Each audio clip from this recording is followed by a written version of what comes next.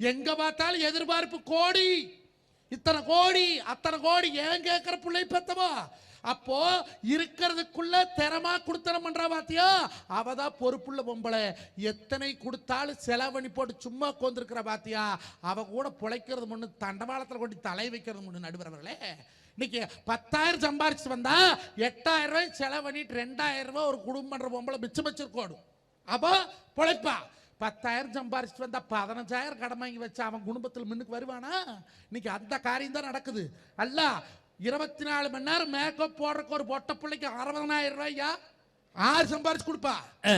இன்னைக்கு மத்தியானம் மண்டபத்துக்கு போனா நாளைக்கு மத்தியானம் மண்டபத்துக்கு வர 4 லட்சம் ரூபா 6 சம்பாரிச்சு கொடுப்பா.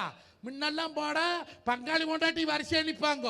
இப்ப பூரா காசு இருக்கிற திமிரு கேரளக்காரியில் கொண்டாந்து வரிசையை நிறுத்தி இருக்கிறேன். ரிசப்ஷன்ல வரு வரு இருக்கிங்கிறாவா. இப்படித்தான் ஒரு மண்டபத்துக்கு போனேன். இருக்கினா எனக்கு சந்தோஷமா போச்சு. அவன் பொண்டாட்டி நம்மளை கட்டிப்பிடி சொல்றவாரு அப்படின்னு. கிட்ட போன என் பொண்டாட்டி மாசர பிடிச்சிருத்தா எங்கடா வர மாப்பிள்ளைனா அவன் இருக்கிங்கிற ஒரு இருக்கிட்டு வரணும் அப்படின்னு. வீட்டுக்கு போய் எப்படி இருக்கிறதுன்னா நடுவரவர்களே, இன்னைக்கு காசை சிக்கனமாக பயன்படுத்த தெரியாத பெண்கள் இருக்கிற குடும்பம் எந்த காலத்திலையும் முன்னுக்கு வர போறது இல்லைங்க. இன்னைக்கு காலில் ஓடுற செருப்பு 450 இவனு பேரம் பேசுறது இல்லை. வாங்கி திங்கிற முட்டாய் 45 ரூபாய் எவனு பேரம் பேசுறது இல்லை. கண்ணுக்கு போடுற கூலிங் கிளாஸ் 500 ரூபாய்னு எவனு பேரம் பேசுறது இல்லை. காடை கொண்டு சொயின்னு உரசிட்டு வர. ஆனா ஒரு கத்த கீரை 10 ரூபாய்னா ரோட்ல ஓரவங்க கேட்கிற 4 கத்த 10 ரூபாய்க்கு தரையா நாக்கு மேல பல்ல போட்டு கேட்கறீங்களே, அப்ப எங்கிருந்து விவசாயி விளங்குவ? இந்த உலகத்திலேயே எல்லா தொழிலும் ஒருவனுக்கு அடிமையான தொழிலுங்க. விவசாயம் மட்டும்தாங்க எவனுக்கும் அடிமை இல்லாத தொழில். வேலை இருந்தா செய்வோம், இல்லைன்னா வேப்பரத்துக்கடி கட்டில் போட்டு தூங்குவோம். பசங்களுக்கெல்லாம் சொல்றேன், நீங்க படிங்க, என்ன வேணாலும் படிங்க, பொட்ட பிள்ளையில படிங்க, வேண்டாம்னு சொல்லு. ஆனா பெத்த தாய் தாப்பன முதல் மதிக்கிறீங்களா? பிள்ளைங்க சம்பாதிக்கிறாங்க மெட்ராஸில் போய் வாரம் கூடி 200 ரூபாய் சம்பாரிச்ச குடும்பம் ஒரு மாசத்துக்கு 1.5 லட்சம் ரூபாய் சம்பளம் வாங்கினா நீ பெத்ததாயுது அப்படி மதிக்க மாட்டேங்கிற.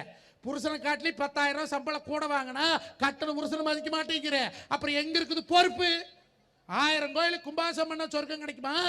10,000 பேருக்கு சோறு ஓட்ட சொர்க்கம் கிடைக்குமா? 1,00,000 ரூபாய் கொண்டு கோயில காணிக்கு போட்டா சொர்க்கம் கிடைக்காது. நடுவரவர்களே, இன்னைக்கு பெத்த தாய் தாப்பனுக்கு சாக வரைக்கும் முதல் சோறு போடுங்க. அவ செத்து போயிட்டா செய்யற கல்லுங்கர் மாதிரி அண்ணன் தம்பி ஒத்துமையா இருந்து பண்ணுங்க. இவி நல்லா ஒத்துமையா பண்ணலானாலும் அவனுக்கு வாக்கப்பட்டு வந்து மகராசி விட மாட்டாளுவோ. உங்க அப்பனும் காயாளை நானே தான் பார்க்கணுமா? உங்க நொண்டக்கார மானத்துல இருந்து குதிச்சானா அவன் ஒரு மாசம் பார்க்க மாட்டானா? அவ என்ன பிச்சைக்கார கூட்டமா? 15 ஏக்கரா பூமி சம்பாரிச்சு உங்க கையில கொடுத்து போட்டு சின்ன பையன் வீட்டுல ஒரு மாசம், பெரிய பையன் வீட்டுல ஒரு மாசம் மாத்தி சோறு திங்கிற பிச்சைக்காரர் ஐயா. காரணம் என்ன?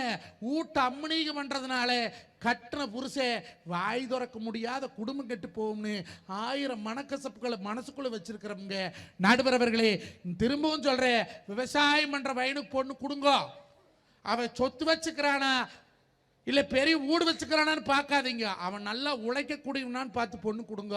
அவன் தோட்டத்தில் தண்ணி இல்லைனால் பக்கத்தோட்டத்தில் மக்காச்சோள காட்டு களவெட்டினால் பிள்ளைக்கு சோறு போட்டுருவேன்.